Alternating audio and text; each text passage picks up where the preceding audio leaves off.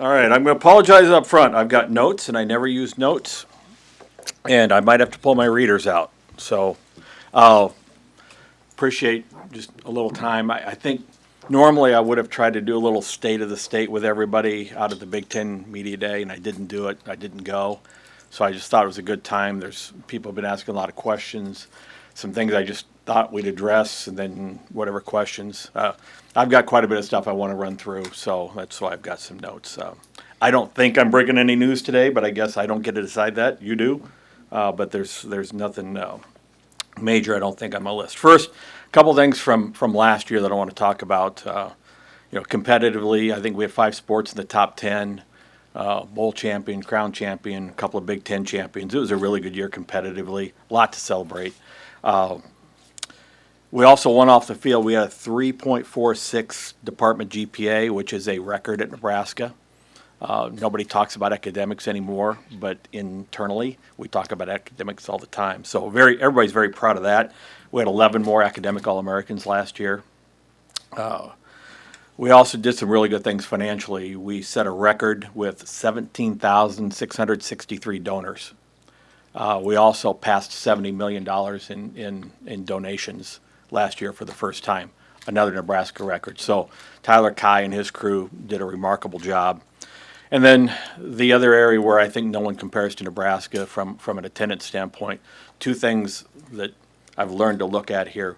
One is the women's 4, and it's if you take the FBS schools and the sports that we all or almost all compete in, the women's 4, which is volleyball, softball, basketball, and soccer. Our attendance last year was 337,000 in the women's sports. That's second in the country, which is pretty remarkable. I think South Carolina was ahead of us. LSU was right behind us. And then the 7, if you expand it to include men's basketball, baseball, and football. So the 7 ticketed sports, we were at 1.3 million. That's 7th in the country. Second in the Big Ten behind Ohio State. And I think 4 of the schools above us were 100,000 seat football stadiums. So 1.3 million in a population of a state with a population of 2 million is really remarkable. Just a credit to the fans. And I saw it from a distance, but my first full year of living it, I saw the power of the fan base. But the windshield is bigger than the rearview mirror for a reason. So looking forward, a few things just in general. 1, 2 new coaches this year. Danny is as everybody's very familiar with, but since Danny wasn't here at the start of the new school year. And then Breanne Hall coming in to coach women's golf, who will do a great job, did a great job at Illinois State. Look forward to her. And I haven't really talked publicly about Kyle Crooks, joining the team. We're going to have a lot of memories of Greg this year and a lot of things we'll talk about, but I am thrilled with Kyle. I'm thrilled that he was able to be recruited into the pool. I had a conversation. The last conversation before I met with him was Ian Eagle, who's really his mentor, and the things. And I have great respect for Ian and the things he said about him. And then when I met with Greg and talked to Greg in those last few months, and we talked about his successor and what I should look for in that. And he talked a lot about humility, and I think that's really important in the state of Nebraska.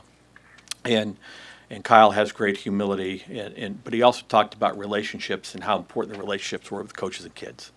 And Kyle, I see him at almost every practice. He's starting to build those relationships. So couldn't be happier with him. Aramark coming in to take over concession sales and alcohol, which is going to be a big transition in the stadium. We had a little bit of a trial run during the scrimmage last Saturday night, and everything went as smoothly as it could be. They've invested about $7 million in capital inside the stadium, kitchens, and different concession ways to distribute concessions, really to enhance the fan experience as much as possible. Fully mobile ticketing in the stadium, and we're instituting the no reentry policy. And both of those things will cause consternation. I understand that. I think our group has done a really good job of trying to make it as seamless for our fans as is going to be possible. And I talked about it a little bit. I think some might have seen there was a World Herald piece this morning on a deal I did in Omaha yesterday.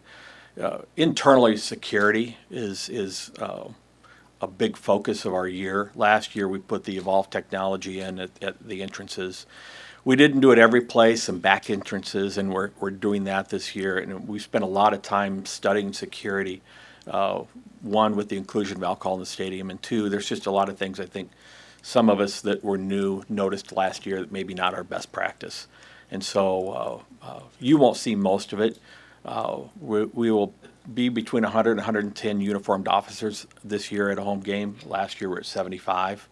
We'll probably increase that again next year. But while we're in a place where security sometimes is an afterthought, I don't think in this day and age we can do anything less than best practice and anything less than have a secure and safe environment as to the extent that we can do. We are hosting 5 Big Ten championships this year, both gymnastics, both outdoor track and field, and baseball. The track facility is progressing well. Should be done by mid-fall. I think it's something we're all going to be very, very proud of when it's done. Seat about 2,500 people, and we'll bring in temporary bleachers for the Big Tens. We are moving forward with plans to expand Cook Arena. First time I've been able to formally call that, I think, in a session. When the winter sports season is over, we will take the plywood that's back behind the benches in my east, west, north, south. I'm not all the way there yet, but take that plywood out. The treads from the old basketball arena are still there. Put new seats on those. I think the capacity right now, I think we'll get to 10-2, but it give or take a few. And then the lower bowl will be replaced with seat backs, with the exception of one end where the students will be. That means all the students will go from the four corners to one end.